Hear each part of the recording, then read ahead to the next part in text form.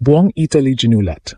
Habang papalapit ang main draw ng WTA 1000 Italian Open sa Rome, isang matinding posibilidad ang bumabalot sa kampanya ni Alexandra Ayala.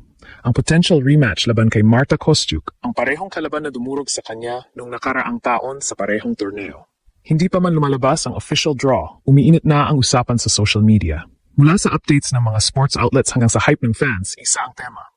Handa na si Alex sa susunod na chapter ng kanyang clay campaign. Mula sa training niya sa Rafa Nadal Academy hanggang sa kanyang pag-angat sa rankings, malinaw na hindi ito basta participation. Ito ay paghahanda para sa mas malalim na laban. Pero bakit big deal ang potential rematch? Dahil ang huling pagkikita nila ay hindi lang talo. Ito ay lesson. Isang 6-0, 6-1 defeat na nagpakita ng gap sa experience, power at composure. At ngayon, halos isang taon ang lumipas. Ibang Alex na ang babalik sa Rome. Mas mature, mas strategic, mas handa sa clay. Sa isang 96-player draw kung saan random ang placement, posible niyang makaharap ang kahit sinong mid-tier or unseeded player tulad ni Lois Boysen, Laura Siegemund, Peyton Stearns o Jessica Buzas Maneiro. Pero sa gitna ng lahat ng possibilities, isang pangalan ang paulit-ulit na bumabalik, Kostyuk.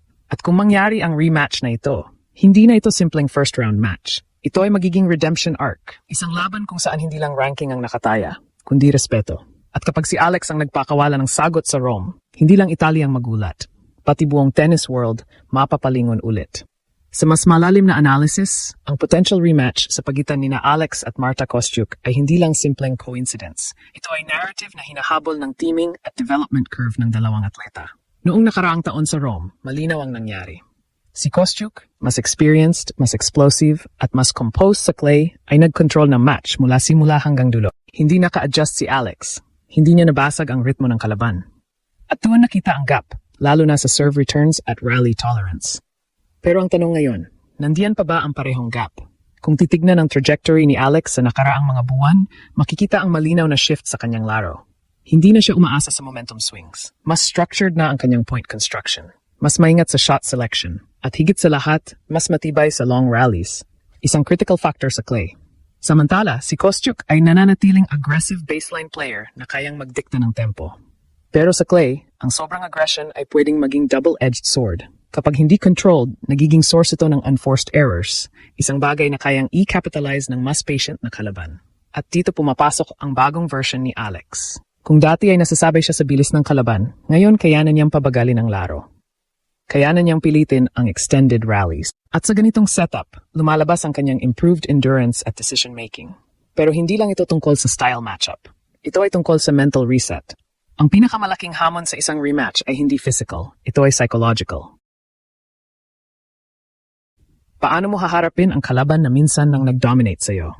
Paano mo babalikan ang parehong court na naging saksi sa isang one-sided loss?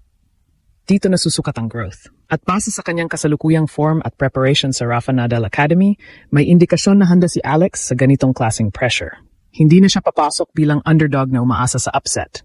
Papasok siya bilang contender na may baon na adjustments, experience, at mas malinaw na identity sa court.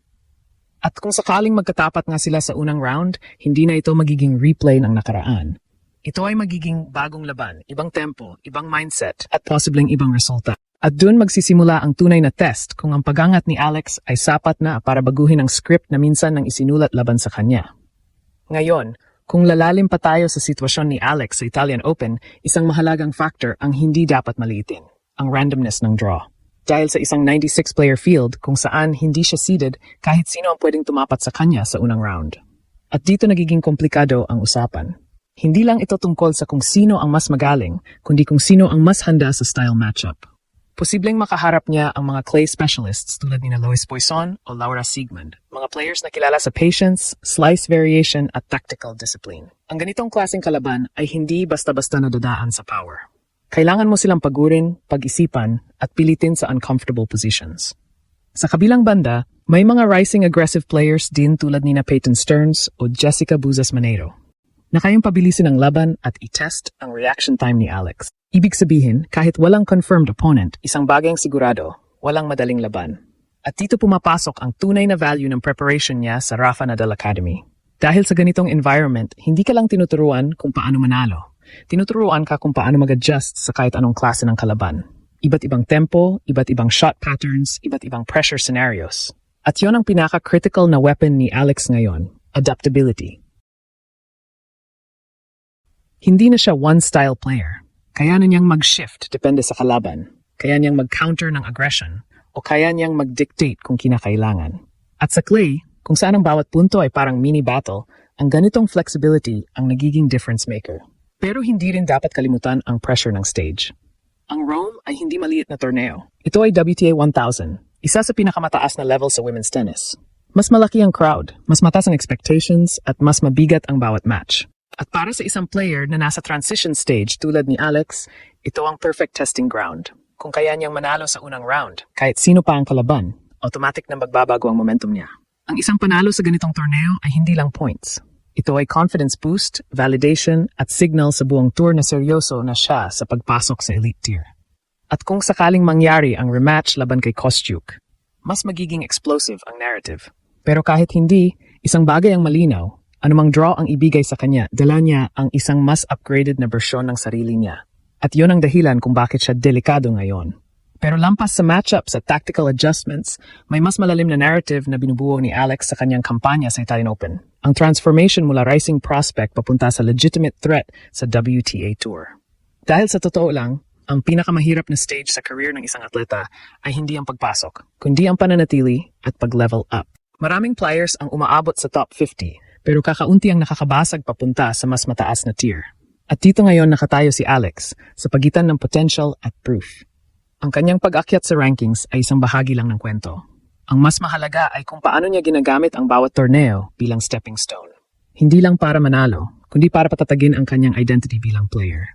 Sa clay, unti-unti niyang binubuo ang reputasyon niya bilang isang composed thinking player. Hindi siya yung sobrang flashy, pero consistent siyang nag-adjust. At sa long run, ito ang klase ng laro na tumatagal sa tour. Ngayon, idagdag mo pa ang emotional layer ng kanyang kampanya. Bawat laban niya hindi lang personal. Bitbit niya ang representasyon ng Pilipinas sa isang sport na matagal nang dominated ng Europe at Americas. At habang patuloy siyang umaangat, mas lumalakas ang impact niya sa perception ng Filipino athletes sa global stage. Hindi na ito simpleng participation.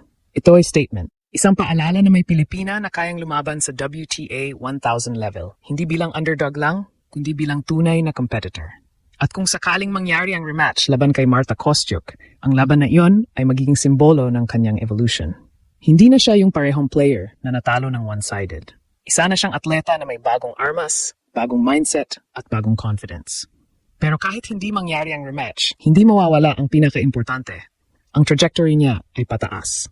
At sa ganitong klaseng trajectory, isang breakthrough lang ang kailangan para tuluyang magbago ang tingin ng buong tennis world sa kanya.